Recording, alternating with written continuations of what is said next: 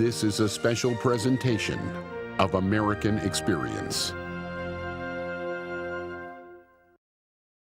Major funding for American Experience is provided by the Alfred P. Sloan Foundation. National corporate funding is provided by Liberty Mutual and the Scotts Company. American Experience is also made possible by the Corporation for Public Broadcasting and by public television viewers. Funding for the re-release of Eyes on the Prize, made possible by the Ford Foundation and the Gilder Foundation.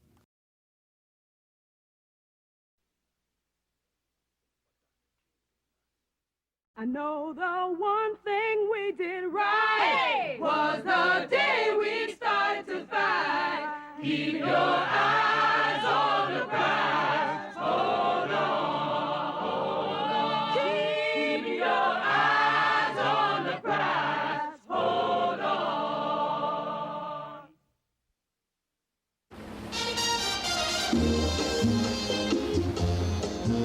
In the spring of 1980, the city of Miami was flooded with refugees in search of the American dream. This is a big country. I like this system because now I know the freedom. They came in search of economic opportunity, in search of political freedom.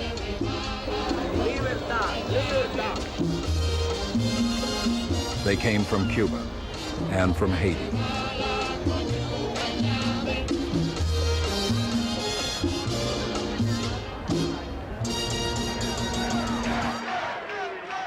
But that spring in Miami, 25 years after the civil rights movement began, the American dream was on trial. I'm asking for the black people to be calm, because this time we can't take this sitting down. We must take to the streets again like we did in the 60s. I wanted to believe in the American system. No more, never again. Once again, the nation stood at a racial crossroads. Would America move closer to its promise of equal opportunity and equal justice, or would it back away? The question had been asked a generation before, in the 1950s, when most of Miami's black population lived on the northern edge of downtown Miami, in an area known as Overtown.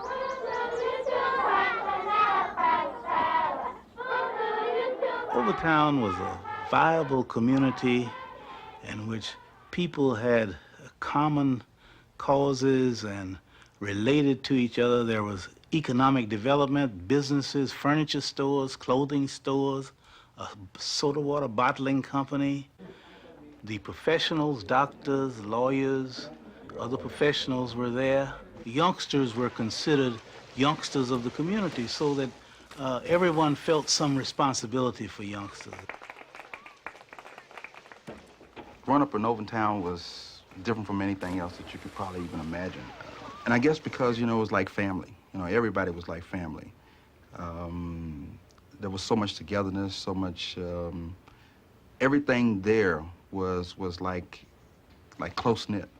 It was a place, a focal point for black people. Segregation, of course, contributed to that, but segregation caused it to be a community where people had a real sense of community.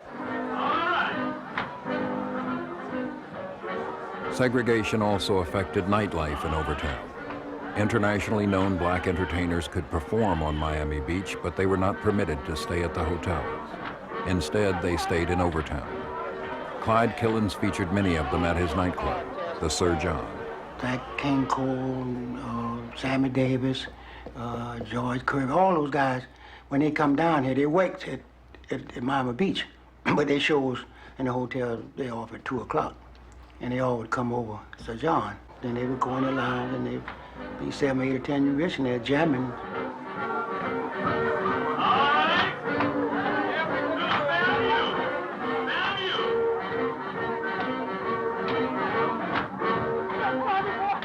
But in daily life, blacks remained second-class citizens under Miami's laws of segregation. Protests were staged at downtown lunch counters which refused service to black customers. Dr. Brown, what do you hope to accomplish by this demonstration? We hope to eliminate racial discrimination in all public accommodations here in the city of Miami. In the 50s, the practice of segregation was slow to change, but other changes did affect Overtown, and life would never be the same. Well, there was an individual in this community who handled about 75% of all the rental property in Overtown area. His name was Luther Brooks. And Luther Brooks came to us to tell us about what some of the plans were for Overtown and the black community. And he brought his maps and everything and showed us, this was about 1959, 1960, how that the only way downtown Miami could expand was to expand into what was then known as the Overtown area, a black community. One of the major changes would be the construction of this interstate highway system, which would displace many homeowners. The house was in my mother's name, and she received the letter saying that, I don't remember now exactly what it said, other than by the right of eminent domain or something to that effect, we would have to move. And other people, they compared notes, and other people got the same kind of notice. I'll tell you what we said, the niggas had to go. So they came out and talked to all of the property owners and told them by eminent domain, this property is needed to build this expressway. You know, growth is coming on, and sometimes some people lose, and invariably it's blacks that lose.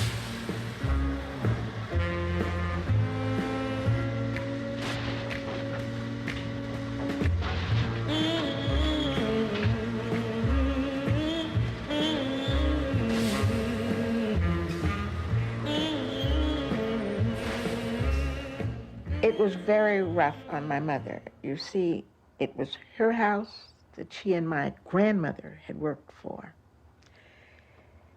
And it meant that everything we had had was being just taken away. Even your shrubbery that you had cherished and had planted, and you couldn't take that with you. Black people were easy prey. They had no political power because they didn't have any people in office. So what government did was they took a little at a time. First they cut the finger off, and then they cut the hand off, and then they cut the arm off, and pretty soon, Overtown's dead. Ultimately, the expressway displaced 20,000 people, 50% of Overtown's population. I-95, which was basically developed to get people from suburbia downtown, and in the process destroyed Overtown and that sense of community. All of a sudden you saw concrete apartment houses coming up, what we call concrete monsters, simply because the demand was for space.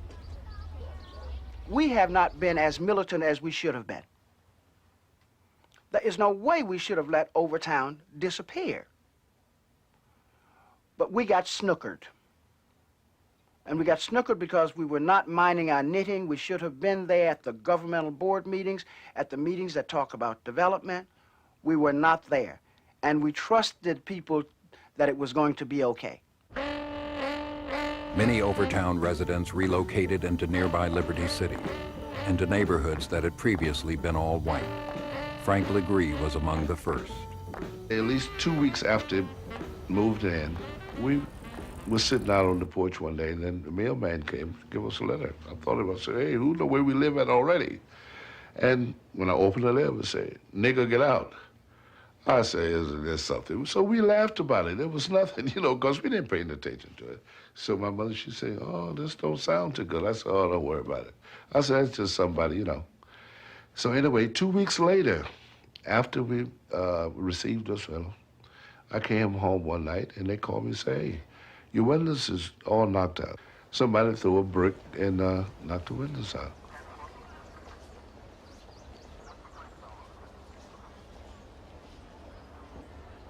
Only thing I wanted was a home for my mother and my family to live. And this is all.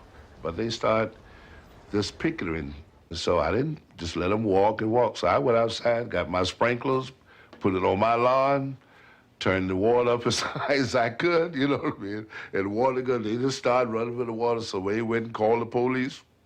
When the police come, still they get them, the police carry me to jail. I think at that time, most of us in the black community felt that education was the key. And once the schools were integrated and black kids were given the opportunities to get training and everything, then a lot of these other things would disappear. By the mid-60s, the success of the civil rights movement promised new opportunities. When Sammy Davis Jr. visited Miami, he encouraged children to be ready to meet those challenges. It's no longer like, well, man, I'm colored, I ain't gonna make it no more and all that. It ain't like that no more. And what happens is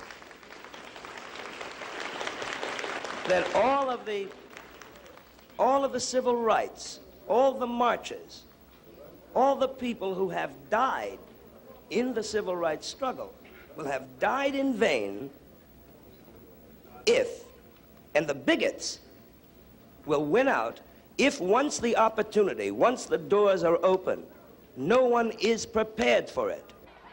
Many students at Booker T. Washington High School were ready to meet that challenge.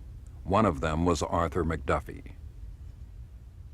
To my knowledge, his goal, mine, was to strive for nothing but the best, no matter what you were involving yourself. Just strive for the top and nothing but to the top. When I graduated from high school, I went to D.C. and worked up there for a year. And lo and behold, I went to the Marine Corps after being up there for a year. And who the hell I see? I walk in the barracks and there he was. Art was a hell of a Marine. He was truly a reflection when you see that commercial about, about this guy in the uniform and carving out something that really, that was Art. Art was really the kind of person that took a lot of pride in how he looked in that Marine Corps uniform. In 1968, McDuffie came home from the Marines. Take me to heart. That same year, he married his high school sweetheart. I'll always love you. As the years passed, Arthur McDuffie became a successful business executive. Even to family members, he could be an exacting boss. So I went in and he says, were you supposed to see Mrs. So-and-so? I said, yeah. He said, why didn't you? I said, well, I forgot it. He says, well, I'm going to tell you one thing. I'm going to look over it this time, but don't let it happen again. I mean, he was down to the point. And after that was all over, I proceeded to do my work, and he came out and he patted me on the shoulder. He says, now, I had to do that because, we can be brothers in the street, but we had a job to do here. And I mean, he was just right to the point with it. By the late 1970s, whites had moved out of the Liberty City area, leaving it predominantly black. But many black people had also moved out, leaving behind a struggling community. The upward mobility types had gone.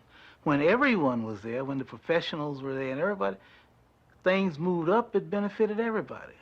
And as a consequence, the housing goes down, the streets go down, there are very few businesses.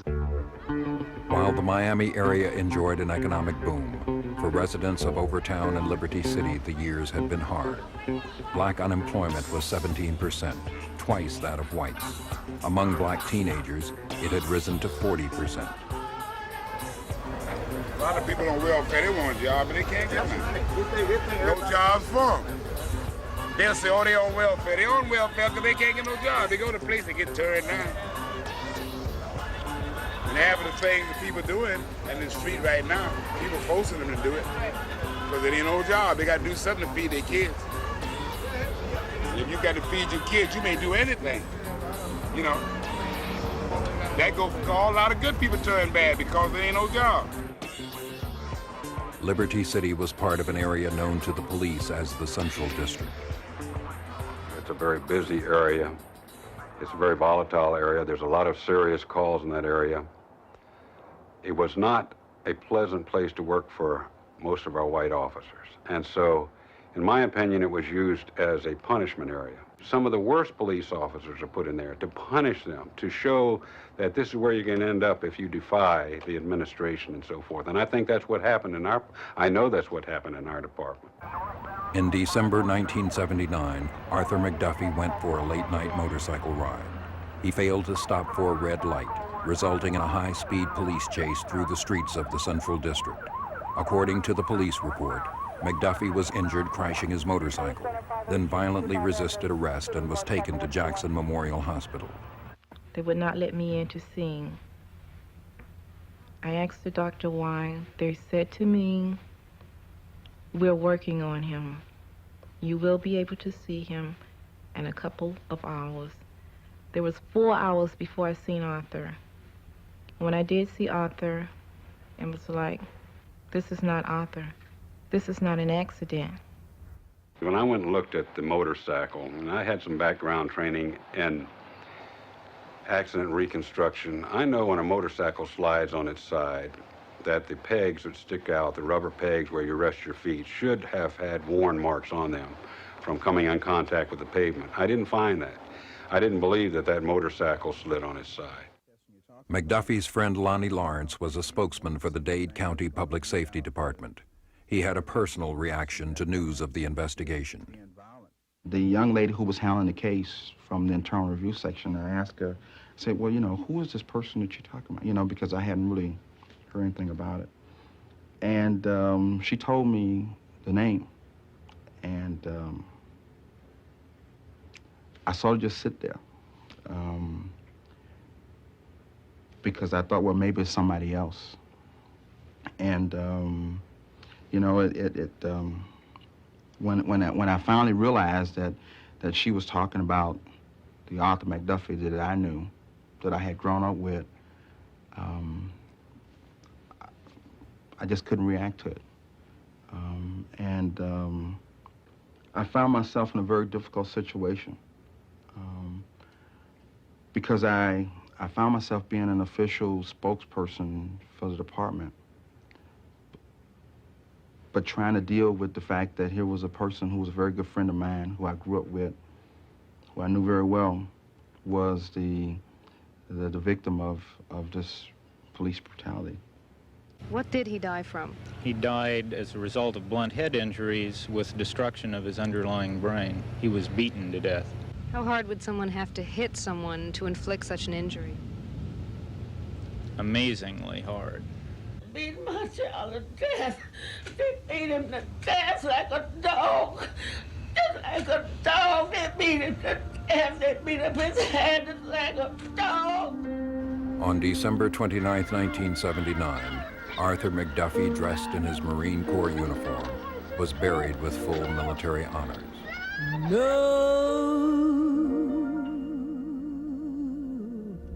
Nobody knows.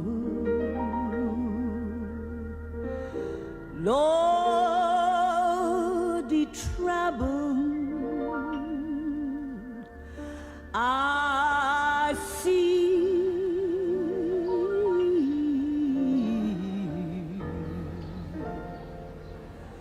Lordy knows. But public outcry over his death could not be laid to rest. We have filed charges today against 5 officers of the Public Safety Department as a result of the tragic killing of Mr. Arthur McDuffie and the ensuing effort to cover up the circumstances surrounding it. Some of the officers were charged with manslaughter, others with tampering with evidence. One was charged with second-degree murder. The prosecution's case was supported by statements from other officers who had been at the scene that night. I've given statements to the state attorney's office, and I do plan to testify. Were you given immunity? I was today, yes. What are you guilty of? I witnessed the incident. I helped to cover it up. I lied to the internal review investigators investigating the incident. We don't intend for a trial to be had where before they go in, they've already said that these men are guilty. Lawyers for the defendants asked for a change of venue. In the spring of 1980, the trial was moved to Tampa, Florida, and heard by an all-male, all-white jury. The defense maintained that McDuffie had fought violently and that the officers used only the force necessary to subdue him. For weeks on end, the newspapers, and especially the television stations in the evening, would report what was going on in the trial so that the people of Miami, and especially the black community, were patently aware of every gruesome detail of how that poor man had died. That they held his head, what kind of a flashlight, with how many batteries, where the blood was splattering. With the impact of the second strike, as I stated, I was standing east of Mr. McDuffie and Mr. Marrero. I got splattered with blood. My expectation, as was the expectation of everyone in the black community, was that those men would be convicted of killing McDuffie.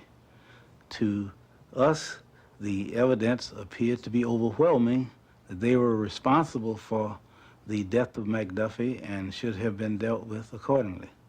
Bailiff. The bailiff will hand them to the clerk, and please place them face down for just a moment. On May 17, 1980, the jury gave its verdict.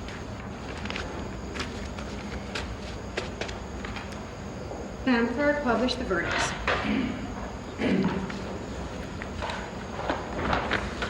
We, the jury at Tampa, Hillsborough County, the 17th day of May, 1980, find the defendant, Alex Marrero, as to second-degree murder, as charged in count 1 of the information, not guilty. We, the jury at Tampa, Hillsborough County, the 17th day of May, 1980, find the defendant, Ira Diggs, as to manslaughter. The policemen were cleared of all charges. Not guilty. So say we all. David H. Fisher. We knew that a black man had been killed by a policeman. We knew the policemen who were present. And yet, when they had the trial of Arthur McDuffie up there, they came back with the verdict of not guilty, that these people were not guilty of murdering this man. And it was just another lynching. I remember the McDuffie verdict, and I feel that black women who have black sons, they must be fools, because there seemingly is no justice for a black man. It was now 5 months since the death of Arthur McDuffie. In Miami, people began to gather outside the Justice Building to protest the verdict in Tampa. I stood in my office window talking to my director at that point, and I look out the window, I'm talking to him on the phone, and I said to him, I said, "You're not going to believe this." I say, "But I've never in my life seen so many black folk in one place than I see right now." And he says, "What the hell are you talking about?" And I said, "It's about to hit the fan, because they're marching down 14th Street. The police tried to restrain angry demonstrators outside the Justice Building. Cars were set on fire. More fires were started throughout Overtown and Liberty City. The police couldn't stop the growing fury. I would direct officers to set up a certain intersection, and I would say, stop the citizens from going in there. Let's seal this area off where the violence has taken place. And they would come back on the radio and say, "I'm not staying here. I'm being shot at. I'm pulling out of here. You get somebody else to do it." I mean, just open defiance on the air. And looking back on it, I can't blame them. We were totally overwhelmed by the anger and the number of people that were angry and the violence that was taking place. We weren't ready for it. In Liberty City, white-owned businesses were burned. Individual whites also became targets for violence. Don't know what's going on down there. What do you see down there? They're angry of the results of McDuffie. They're angry. Yeah. They're angry and they're emotional, and anything that look like it might be Caucasian, they're throwing bricks and rock and shoot. And shoot? And shooting. They're for real. There are guns out there. There are 2 Caucasians that are laying in the middle of the street right now. 2 people are laying down. Right now in the middle of the street. Don't go up in there. Matter of fact, you're too close. You all are too close. The riot lasted 3 days. 17 people died. 10 black, 7 white. More than 1,000 people were arrested, most of them with no previous arrest record.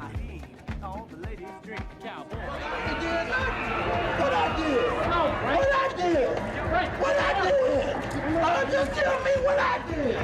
I did something. Y'all gonna put me in jail? You gonna let the white boy take me like that? I give up. I give up.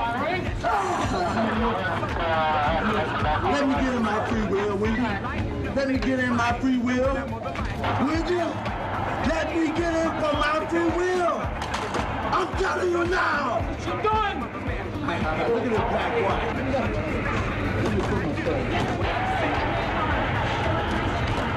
Better not hit it.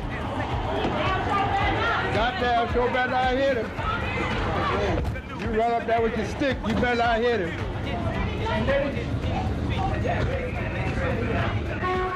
Property damage in Overtown and Liberty City ran to nearly $100 million. They lost, man, all the way around. And they can keep going, but they losing, Jack. It's a losing battle.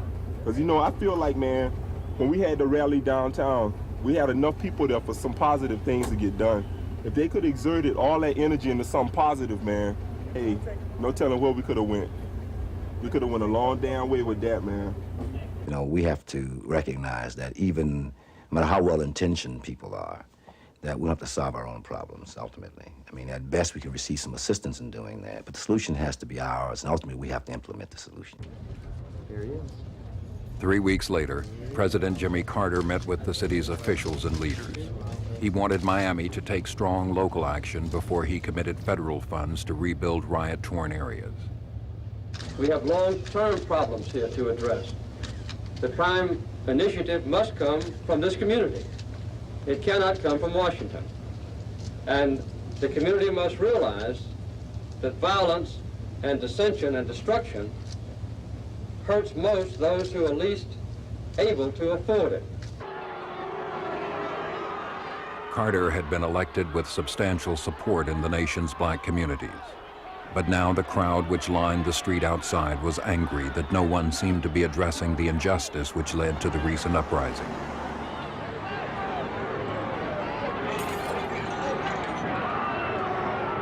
As the president left the meeting, a bottle thrown from the crowd smashed on the limousine's roof. The incident itself was an ignorant act, but there's a point behind it, and maybe they don't have another way of expressing themselves or getting that particular attention. And the point is? That we need help. Help had always come from within the community, and at times from allies and the federal government.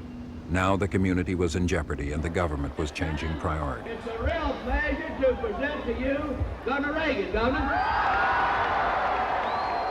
It was an election year, and President Jimmy Carter was challenged in his bid for re-election by Governor Ronald Reagan of California. While campaigning in Philadelphia, Mississippi, he promised a more conservative federal government. I'm going to devote myself to trying to reorder those priorities and to restore to states and local communities those functions which properly belong there. Reagan was elected by a substantial majority, an election which signaled an aggressive shift in federal programs and policies. Just last night, our president has announced the first of 13 billion additional cuts, a part of $100 billion in cuts in programs that are vital to the role of government to care, protect, and defend the poor of our nation and our world.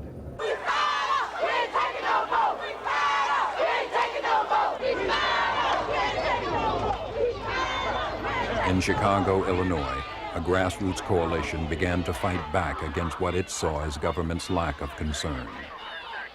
The coalition had its origins in this 1979 snowstorm when Michael Bilandic was mayor. Bilandic went on TV and made a lot of promises about what was going to happen with the snow because it was unusually hard. It had paralyzed neighborhoods, it had closed schools, and had made transportation impossible. People were standing on L platforms, and I'll never forget that evening at 4 o'clock in the evening, he ordered those L's not to stop in black communities. It was the same on the south side and every side of town was to pass up the black community.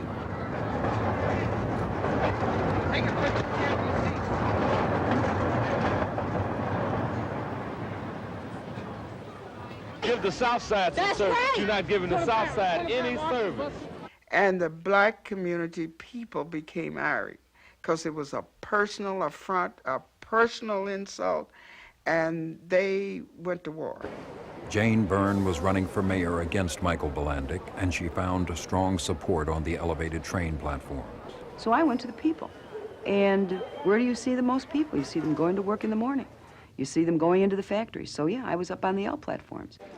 With strong support from black voters, Jane Byrne went on to become Chicago's first woman mayor. And I will be more than happy to take the advice of the coalition that put me in as mayor, the chairman of the party, and the people in the neighborhoods. Thank you very, very much. After 2 years of Byrne's leadership, many in the black neighborhoods charged that they were underrepresented in her appointments and in city jobs and contracts. Another conflict developed here at Cabrini Green. In this public housing complex, nearly 14,000 people lived within 6 square blocks.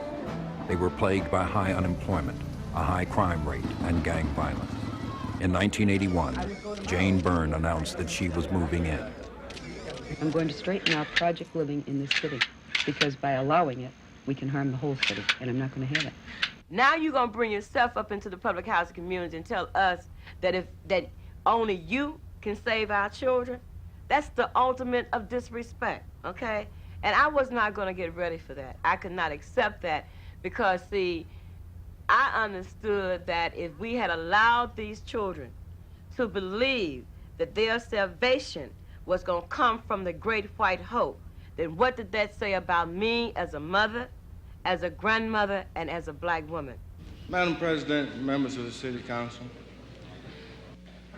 the tenants may also have a problem relating to the new neighbor based on the fact that, Madam Mayor, you will have your bodyguards, a limousine with the tail car, bulletproof glass that's been installed, and I understand the new driveway that's going to be put in there. I don't think that most of those people there can relate to that sort of situation. Alderman Kelly, they have many vacancies in Cabrini Green at the present time.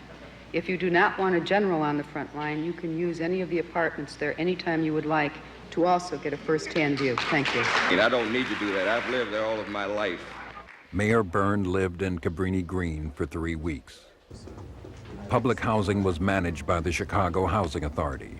The chairman of CHA was Charles Swibel. Swibel was not providing any services in public housing, and he very seldom talked to any of the residents.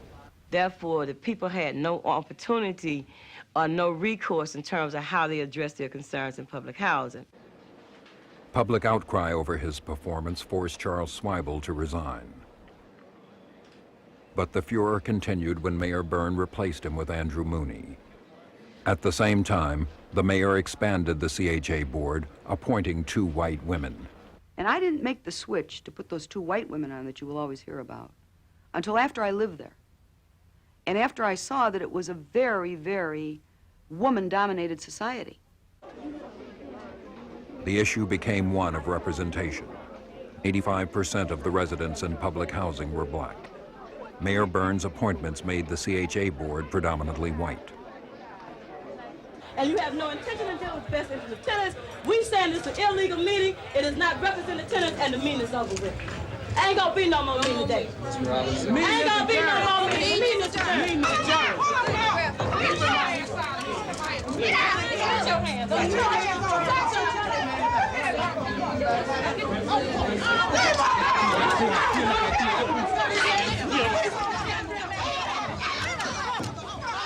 It was wild. But, of course, the city council approved all 3 of them anyway. What happened, though, was that we said this is exactly what we needed. This shows black people, unless we register to vote, we have no chance of ever overturning this kind of oppression. Voter registration was also an issue in the spring of 1982 when the Illinois Department of Public Aid reduced the funds available for recipients. We took a group to public aid, to Springfield, to the legislators about the public aid cutback. And so we were told by the legislator, your people don't vote, you know, and which was the truth. These public aid people were not voting. And we just came back and took that. as a lead to organize public aid recipients to vote. We had a meeting and said we're going to have to get some respect out of these politicians. The only thing that they respect is votes, and we're going to have to get our own folks registered. We formed a group, the group then called Power, with about 23 different community-based organizations around the city, and determined to go register people at the public aid and unemployment offices. Just take 2 minutes, 2 minutes. A voter registration effort began on the streets of Chicago. Behind the scenes, leaders focused on the need for worthy candidates. We were up here in this very room talking one night in our regular meeting, and we had a list of black mayors on the wall. There were more than 200 black mayors. And somebody said, well, why can't we have a black mayor in Chicago? And I think we were dealing with not so much as who, as to what we wanted, what kind of person we wanted. We was first ironing all of that out. And then I think it was Lou or somebody that talked about, let's look at Harold Washington. Harold Washington ran for mayor in 1977, following the death of Mayor Richard J. Daley. He lost. This is Congressman Harold Washington, speaking to you from Chicago. Now he was the United States Congressman from Chicago's South Side. Secure in his national post, he was reluctant to run again for mayor. The real issue with Harold was, did we have an opportunity to make black people understand what was going on and what could happen?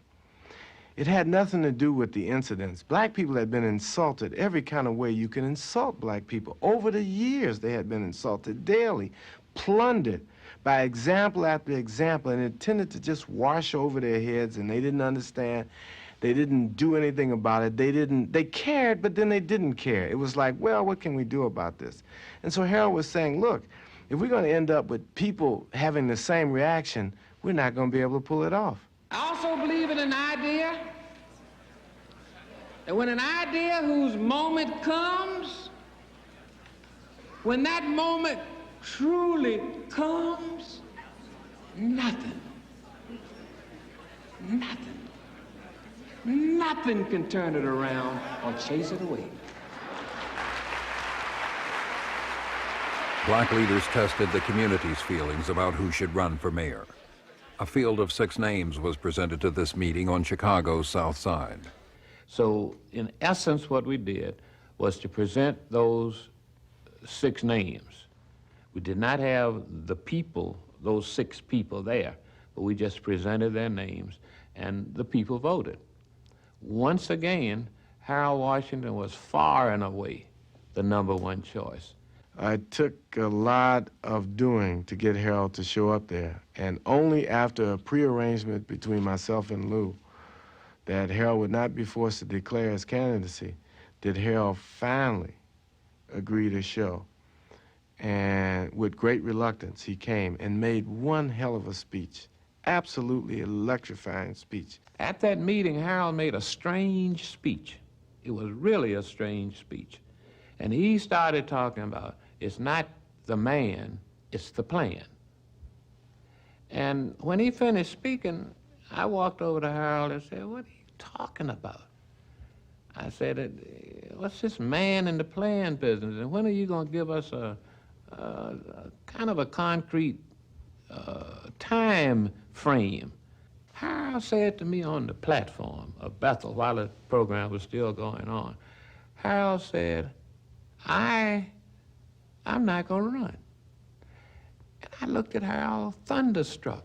We were able to sit Harold back down and say, if you were to run, what would it take to show you that people were really serious? And this was, of course, part of a prearranged proposition. He said 50,000 new registrants and $100,000. Fine. Then we let Harold go. I stayed, and we worked through how we were going to accomplish that.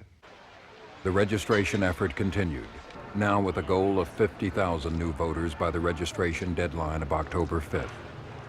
And I had never had a conversation with Ronald Robinson before, so he came by and he explained the whole problem. He said, you know, we're not going to do anything to change this city because we're not registered. 250,000 black Chicagoans need to be registered. What can we do about it? My son and daughter, Terry, they said, well, look, Dad, why don't we allocate our last quarter advertisement dollars to voter registration in this city? We ran radio commercials for 2 or 3 weeks. Come Alive, October 5. Make a plan to make a move. But also, once we advertised on a station, we had the station also match our spots. So we had a large number of spots running every day, but we had that power and the strength as a major advertiser to get them to do this. I just registered. I didn't vote last time, and I hate it. I regret it. Why? Because of the leaders we got. I mean, Reagan cutting everything, Thompson's cutting everything, Burns cutting everything. So when I vote this time, I'm gonna tear the machine down. Make a plan to make a move. Get in that voters registration room. Get with it. Come on. Get hip. Take the voters registration trip.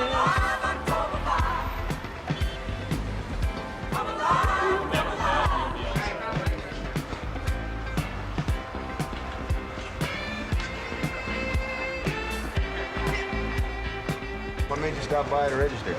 Because I'm 22 years old and I haven't registered to vote yet. I think it's about long overdue. By October 5, voting rolls swelled to include more than 100,000 newly registered black voters, twice the number required by Harold Washington. On November 10, 1982, Washington announced his long-awaited decision. I have been urged by the earnest pleas of thousands of people to enter this race. Therefore, I hereby declare my candidacy for mayor.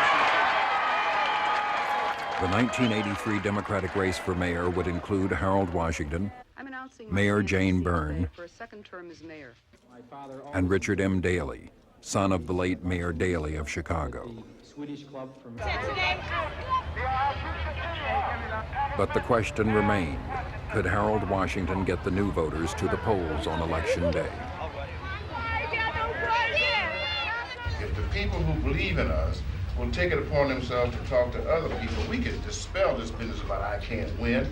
We got the votes out here. Why can't I win? It's simply saying that people won't come out and vote. We have 670,000 black registered voters in this city. You know how many votes I need to win this campaign? Running away? You know how many votes I need? 450,000 votes, and I got to walk in. We got 670,000 out here. And we have never argued that we wanted anything short of a coalition. But when you get right down to it, the votes are here. They're here. They're here. It was truly a grassroots campaign in the strict sense of the word. In all of my years of being involved in politics in the city of Chicago, I had never seen such an outpouring of support from people, many of whom had never really been involved in political campaigns. There were teachers for Harold, there were barbers for Harold, beauticians for Harold, taxi cab drivers for Harold. Let's all feel good about Chicago again. With Washington for mayor, everybody can win. There's no begging to win. Chicago can win. Washington can do it for all the right reasons. He's the one who we choose. With Washington for mayor, Chicago can't lose. Chicago can win.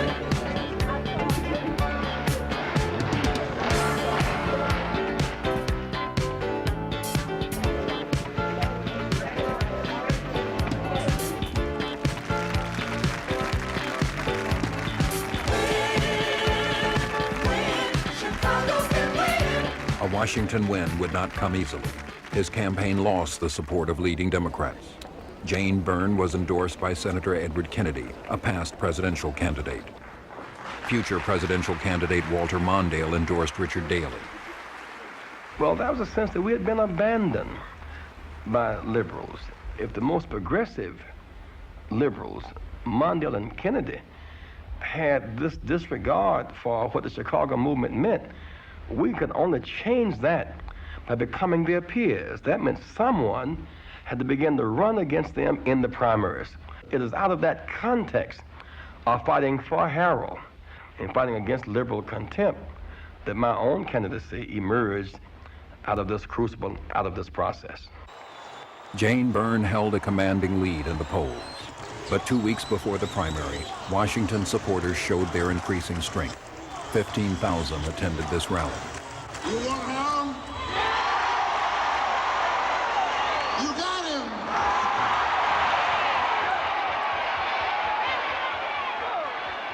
As Washington gained on Jane Byrne, the mayor's advisors proposed a strategy to appeal to white voters.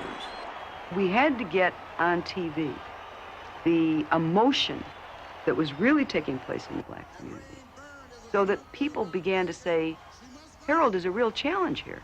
So my press secretary made an announcement that I was canceling, to this day I think it was stupid, that I was canceling all my stops in the white community, all of them. And I was going strictly to the black community to shore up my vote, with the thought if I went nowhere else, under equal time, they would have to put on what was really happening out there to Jane Byrne when she went into the black community. The Snow Queen has returned to the scene, but not for long. In this building, we're going to punch 29 for Marion Stamps and punch 9 for Harold Washington.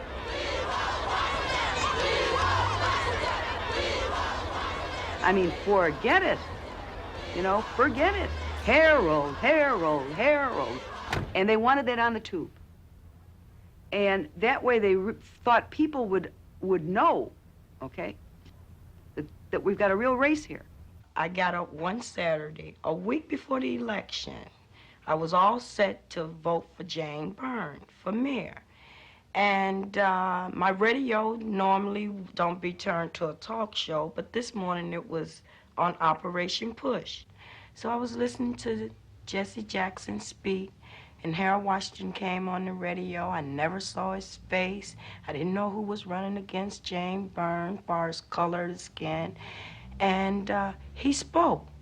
So I sit down, he was speaking so clearly. And for all of the city and the people, I sit down on the couch and I went to listening to this man speak. And what brought me out of this trance was my burnt biscuits. The biscuits was burning in my oven. And I sent my children to the Adult Learning Center in the next building to get literature on Harold Washington. On election day, I'm in my office, and an old man walked in on those walkers and said, "Could I just rest for a minute?" I said, "Certainly." He said, I said, "Are you on your way to vote?" He said, "Yes." I said, "We'll take you to the polls." You know what that man said? He said, "No, I want to go on my own and vote for that boy." On February 22nd, 1983, Harold Washington won Chicago's Democratic primary. The grassroots organizing had worked. 79% of the registered black voters went to the polls that day.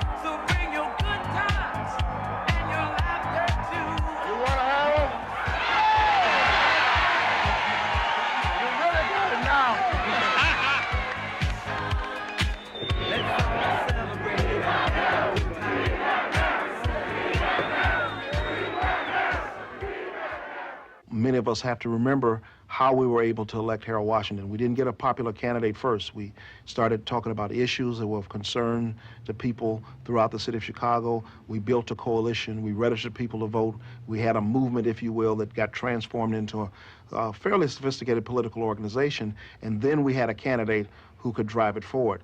I think that formula worked in Chicago in '83. It'll work in other major cities around this country if it's followed, because I think it's a blueprint for victory. 7 weeks later, Harold Washington was elected Chicago's first black mayor. The election was about us gaining control of our own community. Real simple. And the night that Mayor Washington was elected, I mean, the people in Cabrini, it was a major celebration. We danced in the street. We danced in the street. We absolutely, it was the greatest feeling we ever had in life. It just, everybody felt empowered. I felt like I was a part of something. He said, you know, we were making history. you know, so I was a part of it. I was the small person in the corner that wouldn't get the big headlines, but I made it happen. Many people made the movement happen. Ordinary people who stood up to injustice and inspired others to follow.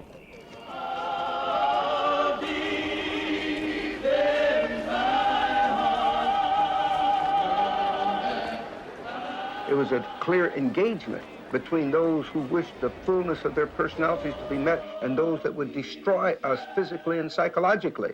You do not walk away from that. This is what movement meant. Movement meant that finally we were encountering on a mass scale the evil that had been destroying us on a mass scale. You do not walk away from that. You continue to answer it.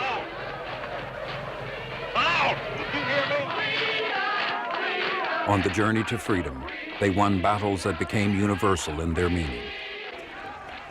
The decision rendered by the Supreme Court yesterday was a victory. It wasn't merely a victory for 16 million Negroes of America. That was a victory for justice.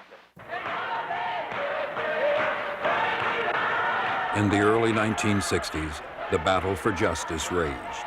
Is this America, the land of the free and the home of the brave, where our lives be threatened daily because we want to live as decent human beings in America?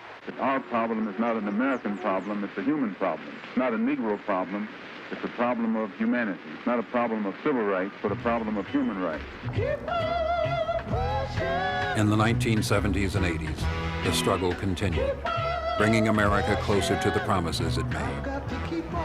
Despite the resistance, the movement could not be stopped. 1964, I went to Atlantic City, New Jersey, challenging the regular Democratic Party, trying to get people to know that we had been denied the democratic process. By 1984, I was asked to speak in the National Democratic Convention in San Francisco. It's been a long haul, but I have come from the outside to the inside and now to the podium.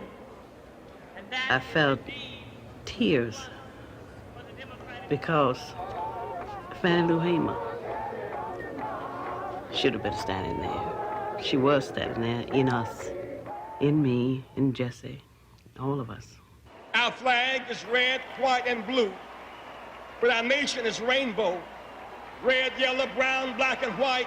We're all precious in God's sight. That's what I felt. That I was standing there for all who had died, all who will live, all for the generation to come. In less than 2 generations, the movement made a beautiful beginning and sent a message to the world. When the civil rights movement is no longer needed, and we ask ourselves, what did it mean? Seems to me the answer will mean that it meant something universal. It meant something beyond Chicago and Detroit and Mississippi. Our own freedom is precious and important. But in the end, what gives our movement its majesty is the example it set throughout the world for people of color and for people who in any way were oppressed and found in that example a reason to hope and strive for a different life.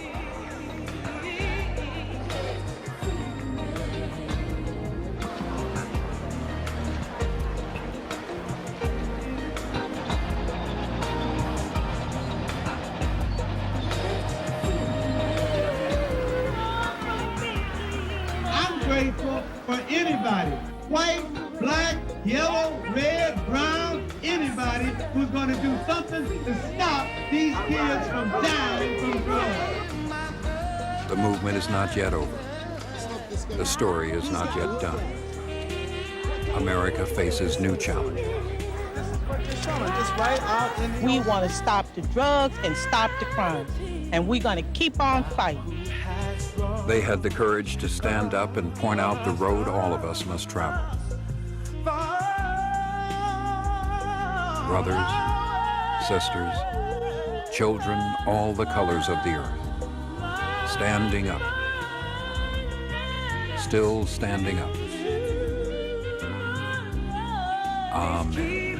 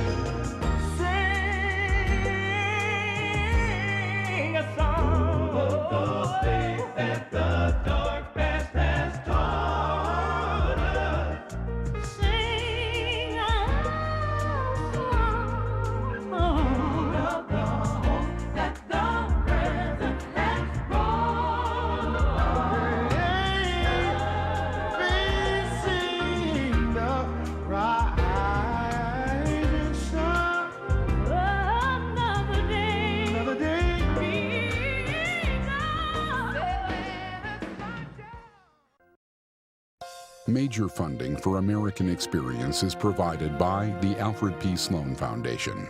National corporate funding is provided by Liberty Mutual and the Scotts Company. American Experience is also made possible by the Corporation for Public Broadcasting and by public television viewers. Funding for the re-release of Eyes on the Prize, made possible by the Ford Foundation and the Gilder Foundation.